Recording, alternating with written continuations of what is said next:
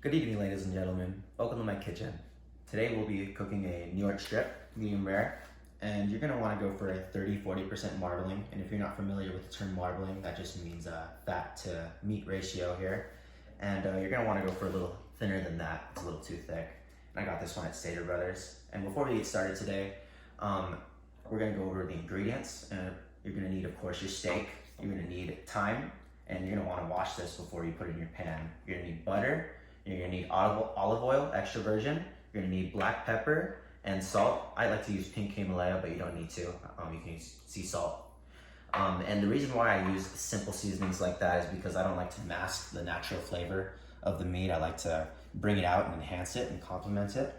So I don't use any overpowering seasonings. And for tools, you're gonna need, of course, your chef's knife. You're gonna need a spatula. You're gonna need a spoon, big spoon, preferably. It's not too big, but it'll do. You're gonna need garlic, just a few cloves here. You're gonna need a pan. There's my pan. I'm sorry, looking for my pan. And before you put your steak in the pan, you're gonna wanna let this rest for 20 to 30 minutes. This steak's been resting for about 25 minutes and room temperature. And the reason why we like to do this is to get a more thorough cook throughout, more even cook. So the middle has time to warm up and become the same temperature as the exterior of the steak. And when a cold steak hits a warm pan or a hot pan, it actually, the muscle fibers tenses up. So that makes for a chewy, tough steak, and we don't like that. So before we start cooking, we're gonna prepare our ingredients here. And how I like to prepare my garlic, oops, that one went right in the trash.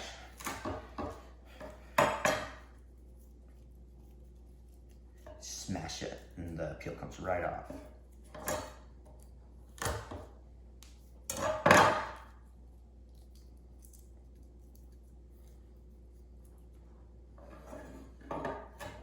And you're gonna wanna be careful for your fingers here.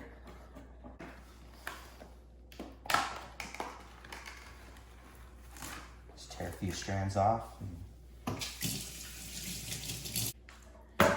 You're gonna wanna rub just a little bit amount of oil on the exterior so the seasoning will stick. Don't be afraid to be rough with the steak to kind of tenderize it up a little bit. Seasoning. And when the steak's thick like this, don't be afraid to over season it a little bit.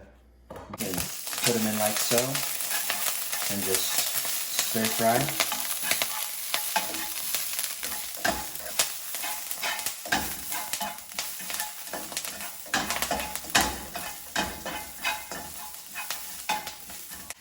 Now you don't want to put your steak on the pan unless you hear this sound.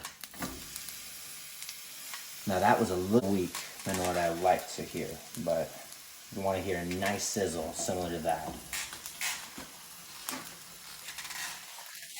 Louder the sizzle, crustier the crust. You're gonna want to put a teaspoon of your butter here.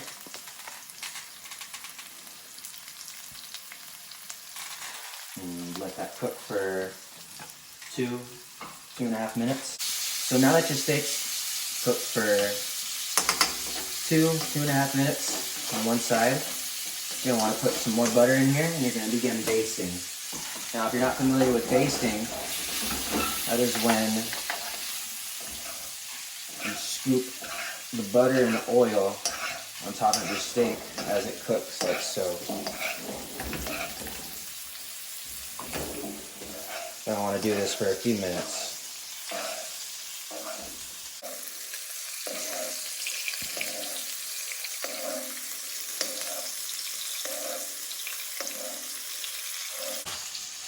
And a good way to check if your steak is done, if you want medium rare, put your middle finger to your thumb and you can go ahead and poke this. This muscle underneath your thumb here is a good indicator whether your steak is done or not. And if you want rare, do this. That's rare and this is medium rare. And you're gonna wanna wash your hand before you poke your steak and test that out. Now, once you take your steak off the pan, you're gonna want to let it rest for 5 to 8 minutes.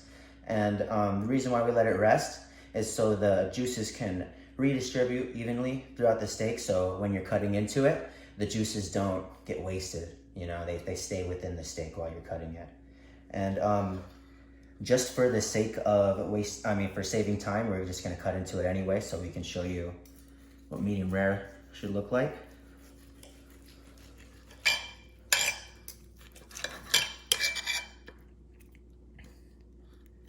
Just like that. See the red in here? Got your blood still.